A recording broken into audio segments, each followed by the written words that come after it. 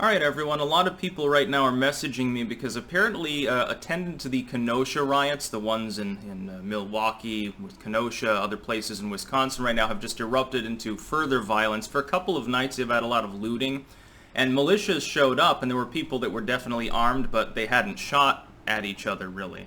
Unfortunately, it looks like there's been a shootout, and at least one looter has been shot and potentially killed by someone defending their business.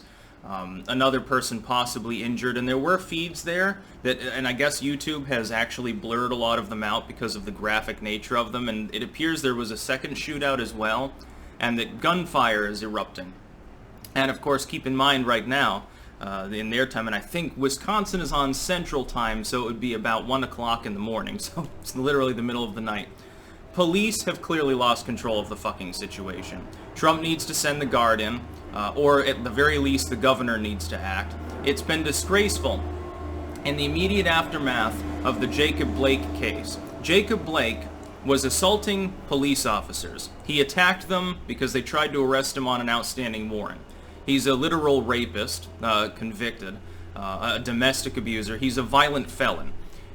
He attempted either to flee, which means that the cops, if they hadn't acted as they did, would basically be letting several small children get zoomed off into the distance by a wanted felon, which doesn't really look good on your police record, or possibly retrieve a weapon and attack them and kill them. They acted appropriately. They will be exonerated. I don't expect that they're going to face any time in jail. And the community decided to erupt into, at first, protests. The problem is protests during the day typically turn into riots at night. What you've got here in Kenosha is a situation where you've got disgruntled citizens on both sides, really. You've got those that back the police, those that back Jacob Blake / BLM. You've got Antifa there, of course, to agitate. You have right-wing militias. You have shop owners and local communities arming up to defend their territory. This is a goddamn powder keg waiting to happen. And by the way, the group most singularly responsible for this particular situation, and I don't mean just Kenosha, I mean what we're seeing all across the country is the Democratic Party and their corporate crony allies. And I'll tell you exactly why, and I've been talking about it now for years and nobody paid any heed. You've got a situation where the legacy media and the Democrats, just for political reasons, they don't. You think Nancy Pelosi supports communism? Of course not. They've been, for years now, using far leftists as pawns. What they've attempted to do in the wake of Trump being elected is convince that segment of the population that, by and large, before they were largely pacifistic, with the exception of Antifa. Most of those groups are like pro-gun control and shit, just like the Democrats, and they've lost control of their pawns, by the way. Just so you know, the dog is biting the hand right now at the moment that has fed them. What's happened is they spent years telling those people, your country is being run by a less intelligent version of Adolf Hitler. Right-wing militias are ready to kill you and your family at a moment's notice. We're overrun with extremism. Bigots online are trying to radicalize your children. The country is basically run by the mafia. They've been putting fear into people for years now. And what's happening right now is that you've got more social stress because you've also got a fucking pandemic and a major recession, and so the fire has been lit. And the Democrats and their corporate media allies fundamentally caused the situation. This is just a symptom of a broader situation. And it's not going to go away. Why would it go away? The impetus to riot will still be there because every time somebody is killed by cops now, they assume it's fascism. Now, of course, it's very interesting because the left-wing groups that are involved here, they're destroying storefronts, literally in some cases burning books, attacking random people, harassing them at their own properties. They're acting a lot like the brown shirts used to act. You do realize that, correct? There's a behavioral overlap, and I'm not saying Dems the real racist. These aren't like, again, neoliberals or something. These aren't like Biden's core fan base. Biden's core fan base, half of them are in the old folks' home. This is a bunch of commies and other assorted human dregs. They're scumbags. Keeping in mind, most of this violence is attendant to looting.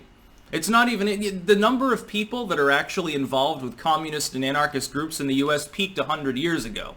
It's not like they're staging a revolution. They're just trying to cause problems. The problem is that because of economic and other social stressors, looting is 10 times greater than it would otherwise be. Citizens, therefore, are reacting. They're defending themselves and their property, which, by the way, they should absolutely be encouraged to do at this point. Until the federal troops are there, citizens are on their own, because it's clear the cops aren't going to do any jack shit about it. It's clear they've lost control of the situation. The governor of Wisconsin needs to resign. The mayor of Kenosha needs to resign. The police commissioner needs to resign. They need to go. Get someone in there that knows what the fuck they're doing. And the voters, by the way, if you're in the United States and you're eligible to vote in this election, and you don't vote, you're essentially saying that you want more of this.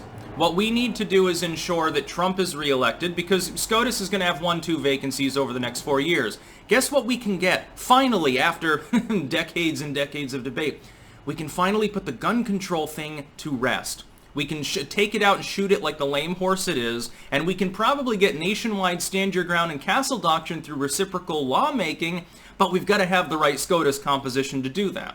At the very least, on the federal level, people aren't going to get charged for defending themselves. It'll be wonderful.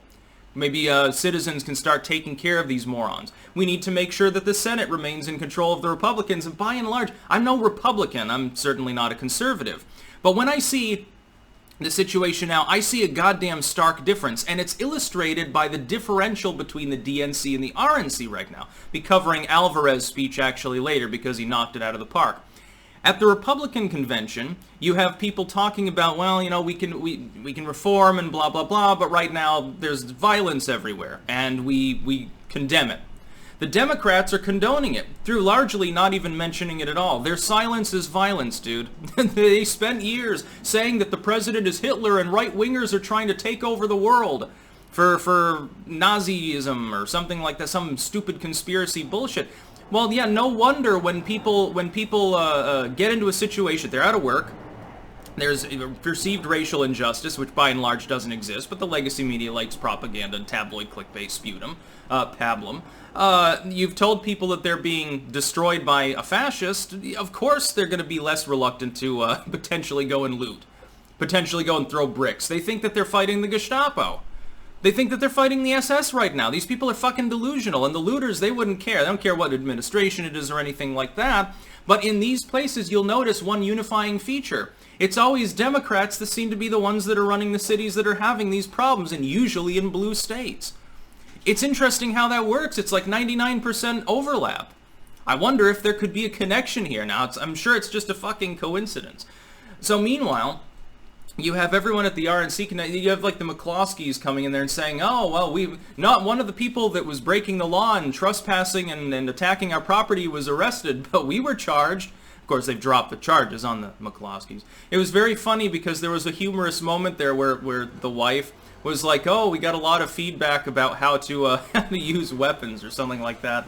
That's because she has no trigger discipline. By the way, make sure next time that you get attacked by looters, make sure that your finger's not on the trigger unless you intend to fire the gun, just so you know that. And you're not supposed to point it at people either. You point it down at the ground, just so that we're clear. Self-deprecation is funny, and I'm sure there's a very large degree of self-awareness there. But meanwhile, at the DNC, it's racism this, racism that. Okay, well, what about the dozens of people at this point that have been killed by rioting communists? You literally won't even mention the term communism. These people are out in La La Land. They're still trying to pretend that the Antifa is not an organized group. Yeah, they show up in large numbers wherever there happen to be attendant protests. They do this spontaneously. They've all got the same insignia and all sorts of tactical matching gear and all of that stuff.